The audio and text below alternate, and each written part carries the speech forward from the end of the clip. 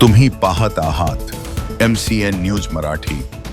देशातील पीक परिस्थिती, पावसाचा अंदाज, त्याचबरोबर सामाजिक, आर्थिक आणि देशाच्या राजकीय परिस्थितीचा अंदाज सांगणारी विदर्भासह संपूर्ण महाराष्ट्रात प्रसिद्ध असलेली जळगाव जामोद तालुक्यातील भेंडवडची घटमांडणी यावर्षी 19 एप्रिल रोजी अक्षय तृतीयेच्या मुहूर्तावर करण्यात आली आहे। तर या घटमांडणीचे भाकीत 20 एप्रिलला पहाटे वर्तवण्यात येणार असून यावर्षीच्या भाकिताकडे संपूर्ण शेतकरी वर्गाचे लक्ष लागले आहे। दरवर्षीच पीक परिस्थितीचा अंदाज, अतिवृष्टी, दुष्काळ, देशाची आर्थिक परिस्थिती, राजकीय भाकीत, पृथ्वीवर येणारी संकटे, परकीय शत्रूपासून होणारे धोके अशा अनेक प्रश्नांचे अंदाज मांडणाऱ्या भेंडवड मंडणीच्या भाकिताकडे महाराष्ट्रातील शेतकऱ्यांचे लक्ष लागलेले असते।